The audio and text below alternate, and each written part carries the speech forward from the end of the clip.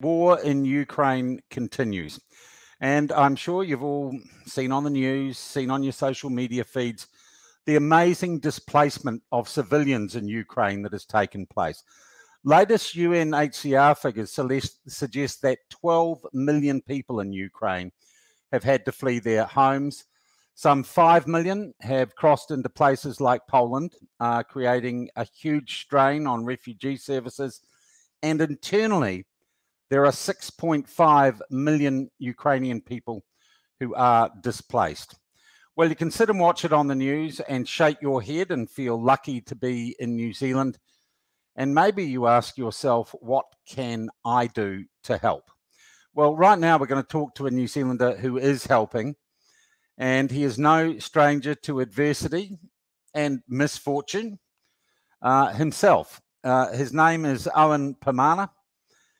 He describes himself, or we're describing him as an itinerant evangelist, but right now he is one of the Kiwis who is trying to help people on the ground in Ukraine. He joins us now from Istanbul in Turkey. Owen, welcome to the platform. Thank you very much indeed for taking the time to join with us and talk with us. First, I just want to ask you, what are you doing in Istanbul? And how have you been assisting the people on the ground in Ukraine? Yeah, good morning from Istanbul, Turkey. I understand it's pretty late at night where you guys are. So, yeah, I'm actually going to the Gallipoli commemorations on Anzac Day. So I'm going to be meeting a contingent of former and past Navy personnel. I did 8 years in the Royal New Zealand Navy when I was a 17-year-old straight from boarding school from Palmerston North. And so, yeah, I had a privilege of serving New Zealand in the Navy.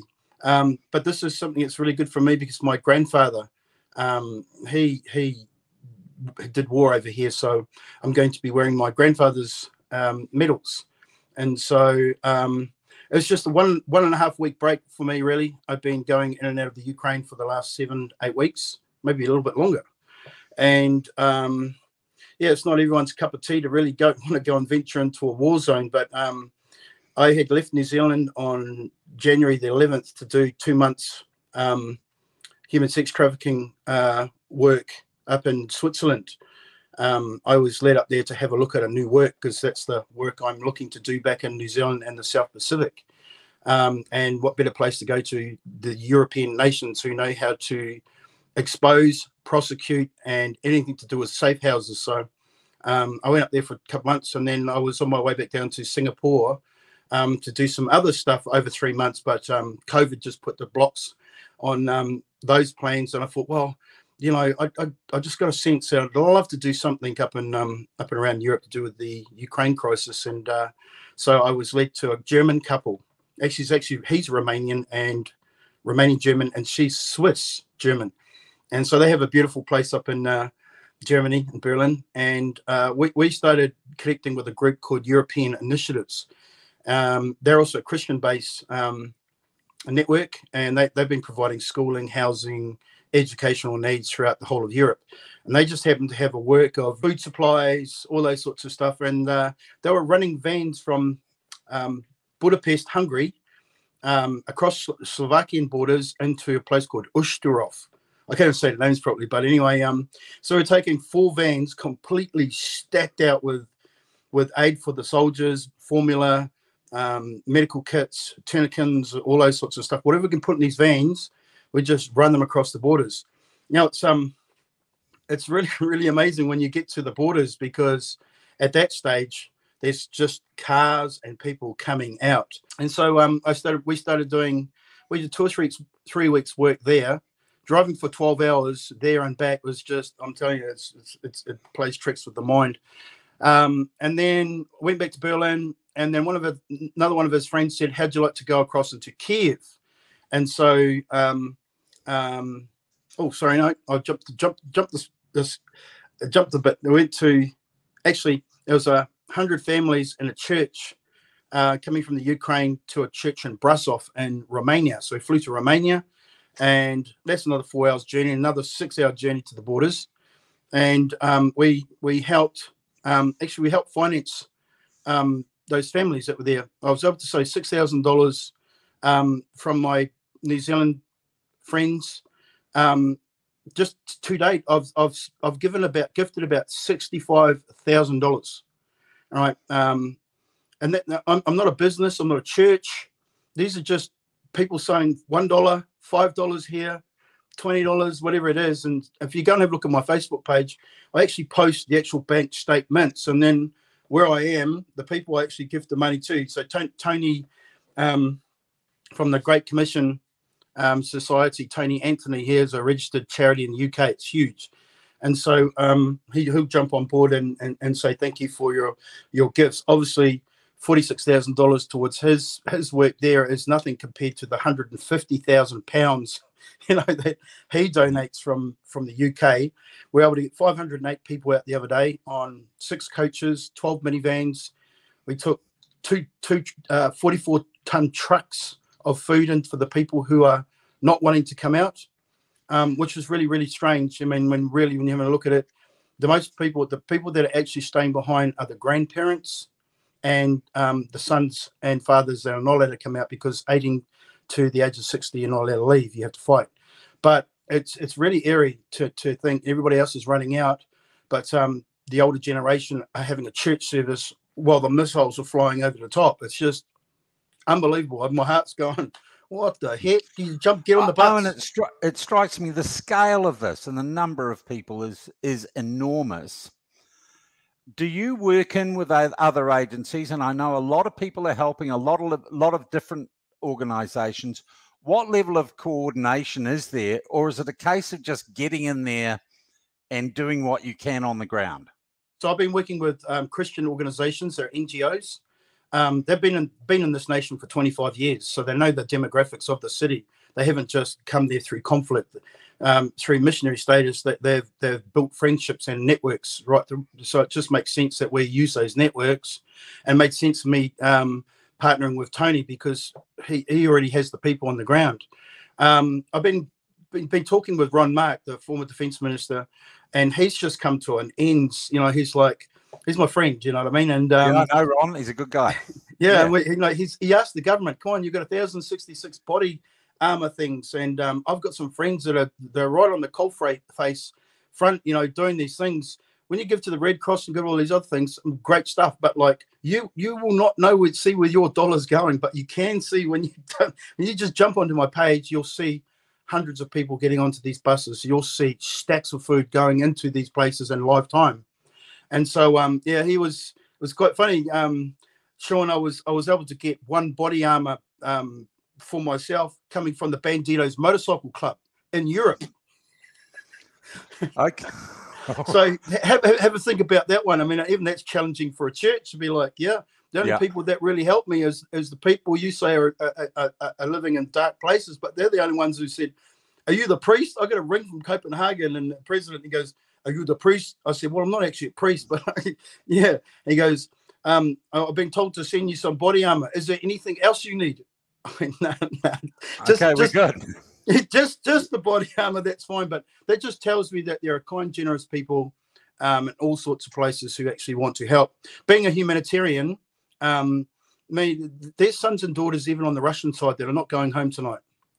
And so when you'll have a look at the catastrophe, we're looking at a huge human. It'll be like Yemen. When the giftings, when all the money stops, everyone's going to forget about the Ukraine. It'll be like Yemen. It'll be like Syria. It'll be like Afghanistan. You know, all of a sudden you've got all this influx of money, but then when the peace comes, how are you going to restore 6 million people? You've got no homes.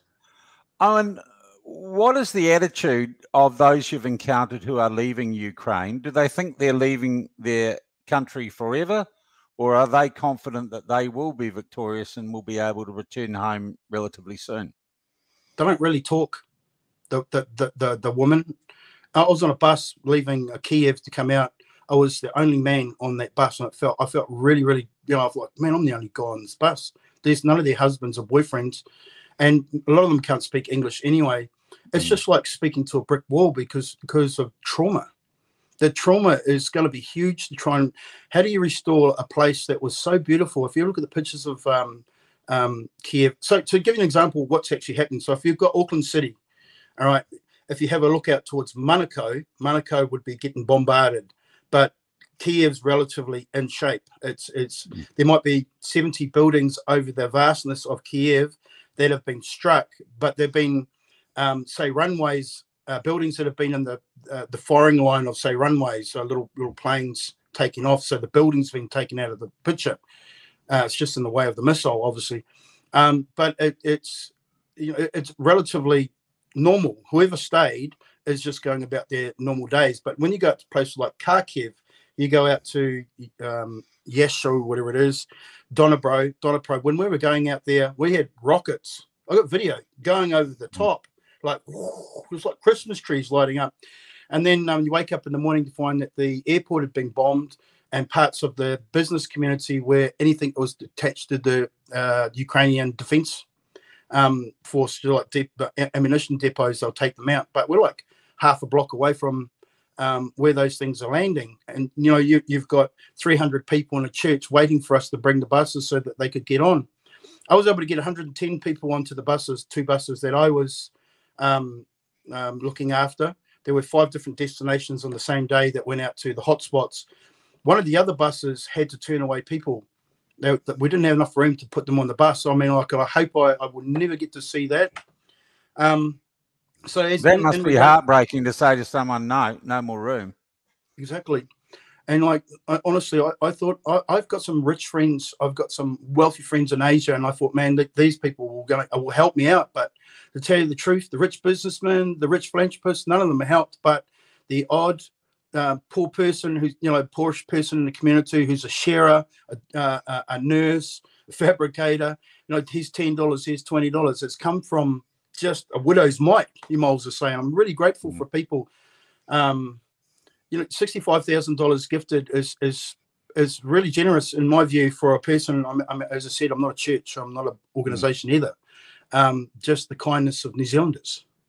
Have you bumped into other Kiwis who are doing the same or involved on the ground in Ukraine?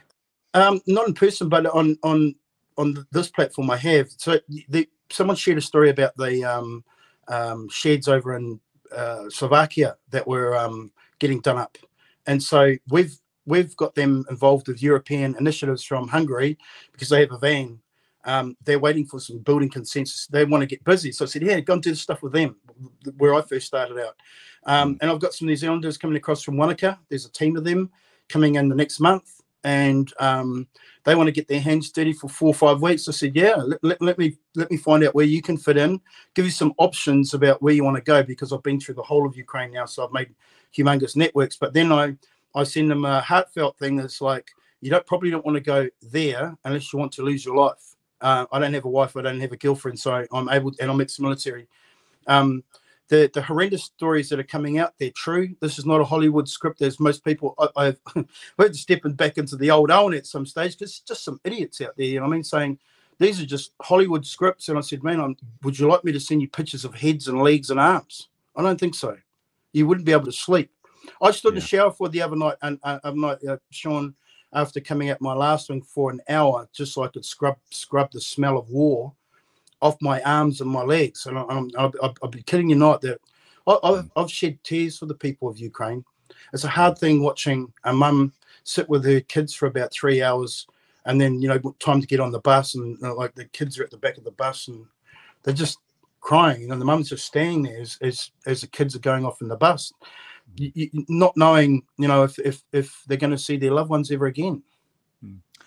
I guess the impression we get, and the first casualty of war is truth, they say, the impression you get from an outsider is that the plucky Ukrainians have fought the Russians to a standstill around Kiev. The Russians have pivoted. They're now going for Donbass, but that Ukraine's going to win. Is it that sure a thing, or is this still really up in the air? Listen, President Putin's war machine isn't small. He's I don't like to get into the politics of things, but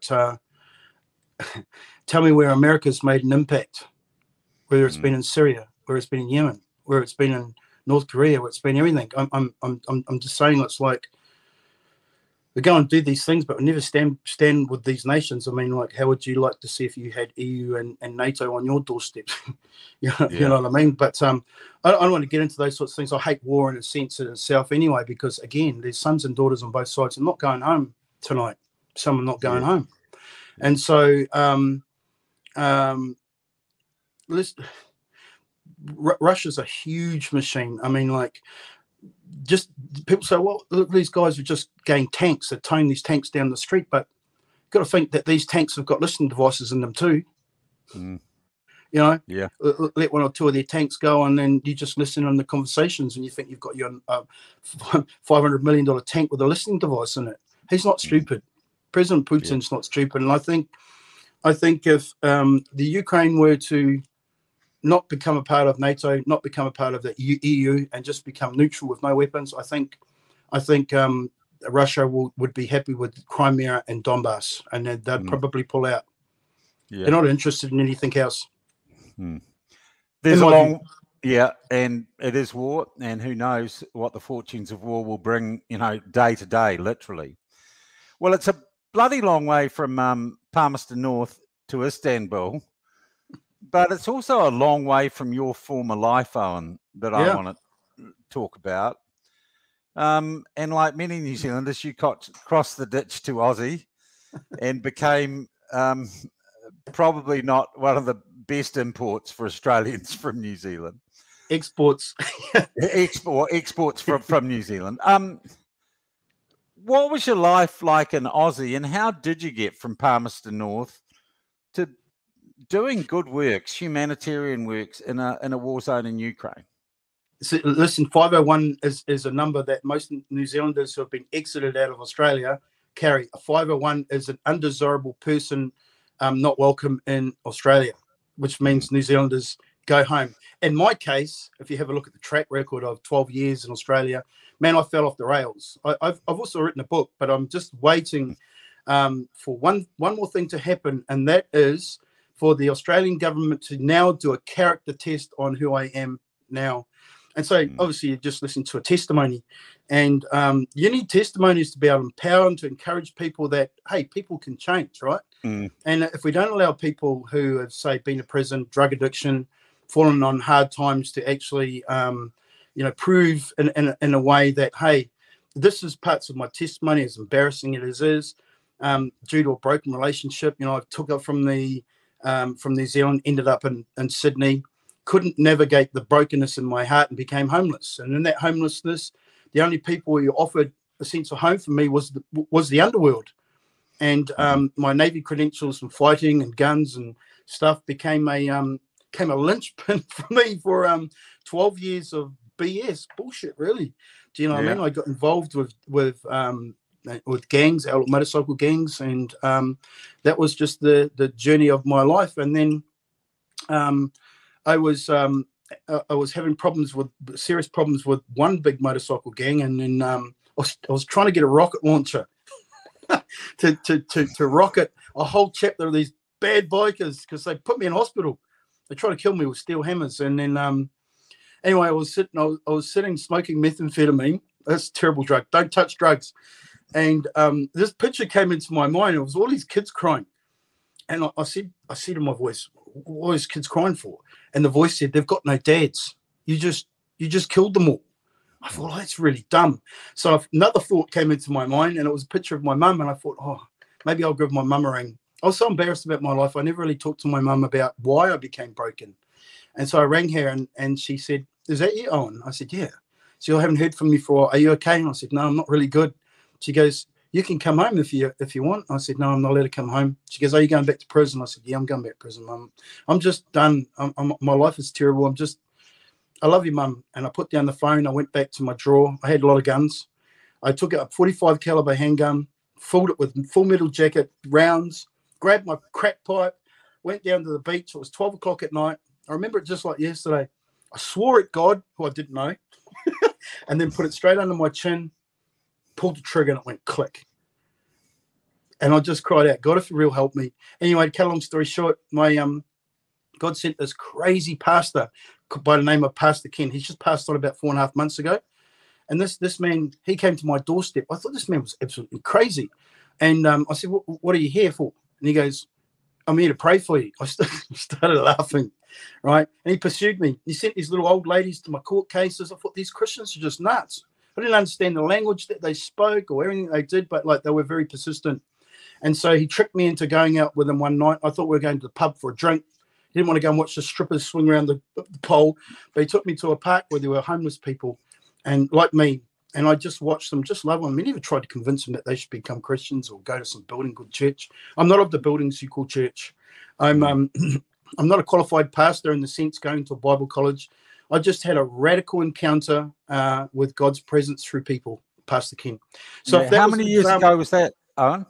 That was 2007. Yeah. Yeah. And so if that's what Jesus looked like living in that pastor, who I didn't want to read that book called a Bible, then I saw with my eyes the compassion, the kindness of what he did. And so I'm just a reflection of what that actually looks like. As I said before, I don't attend a church in New Zealand. I've been traveling the world for 12 years now with an extensive criminal record. I just believe God was able to send me around the world. My criminal convictions have never been hidden before government officials. If you Google my name, it'll come up with everywhere. People say, he must lie on his applications. I've never lied on my applications because God said, I'm going to use your story as a character test for possible, and when the time's right, for people to say, can anybody who's been a useless 501, kicked out of Australia, be of use in the community somewhere? Yeah. Have a look at my life. And so, yeah. Maybe there's someone listening out there, Sean, that's fallen on hard times. Their war is not in the Ukraine, but it's in their heart. They're trying to navigate, how do I get a job? How do I pay my bills? How do I do all these stuff? You need stories that are going to empower people. My story is just a story of compassion. I have hundreds, if not thousands, of people that have given of their time, their resources. I have mentoring. I have people to speak in my life. I see some hard stuff too. I'm not perfect. I'm far from it. If anyone tells you they're perfect, Sean, they're a liar.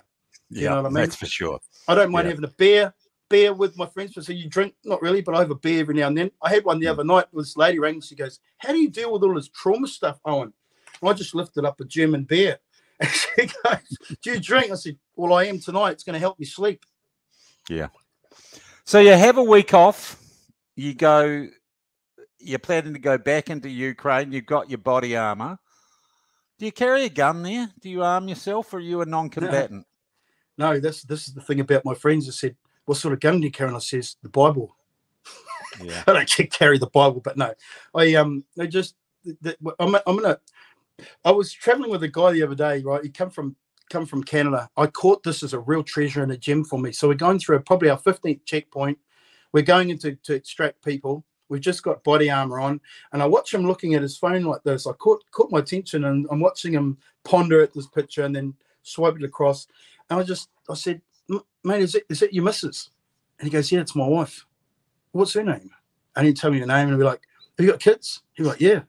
And he'd show me, what's your kid's name? So, and for a moment, I don't have a wife, I don't have a girlfriend, I don't have kids. In a moment, he gets to share about his treasures. We're going into a war zone. I said, why in the heck did you put yourself here? And he goes, well, I couldn't just sit at home in Canada and do nothing. I've got skill sets and extractions. And he goes, probably much like you probably trust God. And I went, there was the treasure right there. Yeah, I put trust God. I said, listen, you don't need to be here after this trip. You're actually your wife and your children's hero. And I said, mate, you're awesome. And so you need to go home after this. Yeah. How long are you going to stay working and doing what needs to be done on the ground in Ukraine? Can you see a moment where, if you like, the battle lines, the front lines are hardened, everyone has relocated to somewhere, albeit temporarily, or do you think this movement of people, this displacement, is going to take a long time to sort out? I think it's going to take a long time to sort out. Mariupol's blanketed. They're using vacuum bombs and they're using other nasty bombs now, which just flatten. You don't need tanks on the ground. You just send them in from the sea. We send them in from land. The payloads are bigger. And so everyone's in the underground. There's bunkers all the way under Odessa and things. So it's the window of opportunity to try and get food in there and people out can't be trusted. All the bridges are taken out. So they're not just the vast distances to try and get people from these trap positions, and it's freezing in the morning. It's -5, -6 degrees in some of the places.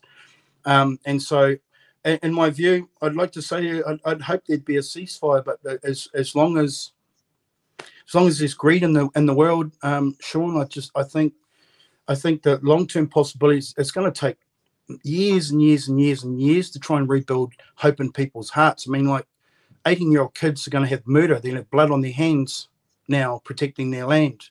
That's the trauma that you've got to face. It. You've got millions of young people now that have picked up guns, and they've may have killed people, and now they've got to live with that trauma all their lives. So we're taking in 40 coaches. The more coaches we can get, the more people we can get out. And so where do you get them from? I mean, 40 buses, you say 40 buses. Where do you get 40 coaches into a war zone? Who's going to give you 40 buses that might be blown up or left there? Or well, Tony's really good at being able to get money talks.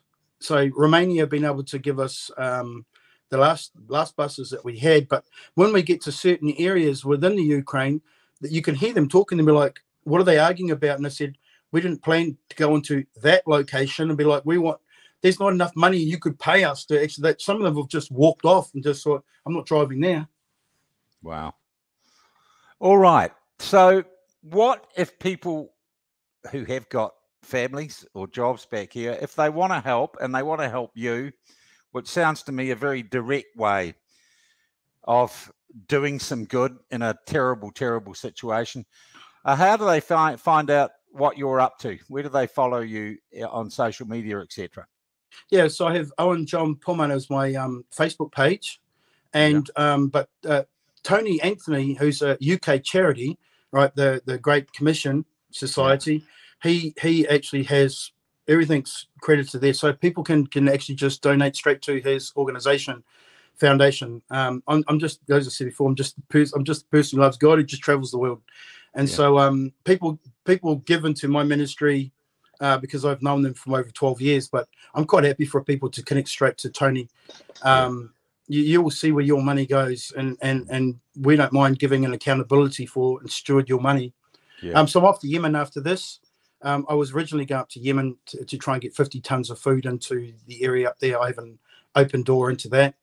I'm also going up to Tajikistan to see the finalization of a project for human sex trafficking. My friend does. She's from the South Island. She built a massive home for 100 women who they've been able to get out of Russia and reform them. And then I'm back up to the Yazidis people up into Mosul. So I've got my hands. I'm not coming home for about 8 months. Like 2 years being locked down in New Zealand was enough for me. When it was time for me to escape, I didn't realize I'd be coming into a war zone. But you know, I just want to thank you, Sean, for allowing me to speak my heart on behalf of New Zealand. It's like New Zealand is such a compassionate, kind, Anzac spirited nation that when we go to places like Ukraine, I tell them where we're from, they're just unbelievable. You know, it's like everyone's trying to escape and you're coming in. I said, yeah, my people haven't forgotten about you. Yeah. So was it your grandfather who served in World War I? Yes. Yes. So my mum's French. Anzac Day special because you've got a connection. I'd like to say my observation is, Owen, you're very much a modern day Anzac. And you are representing us and what New Zealand is and our spirit of giving in your own way. So your grandson, if you ever have one, will look back and say, well, my granddad, you know, he was an Anzac in his own very special way, in his own time and context. It's a privilege speaking to you. I love your attitude and I love your story, and all strength to your arm. I would hope that the body armor never gets put to the test, my friend. Yeah. I just this would be an eye opener for you, Sean, that it's okay to have a beer. Yeah. I've never been shy of I've never been shy of that. Please too, Owen. Keep in touch with us on your travels. It is always good to talk to people who are there and have experienced this and not see it through the lens of wider news media or filtered, because the experience you have is very real and very frontline. So very good luck to you, my friend. And thanks, we'll stay in touch with us. All right, I will do. Thanks very much. See you in New Zealand. Bye. So there we have it. Someone doing some real good on the ground in Ukraine. We will, at the end of this podcast, have the details if you want to follow and help Owen out. I thank you for watching. This has been a podcast on the platform.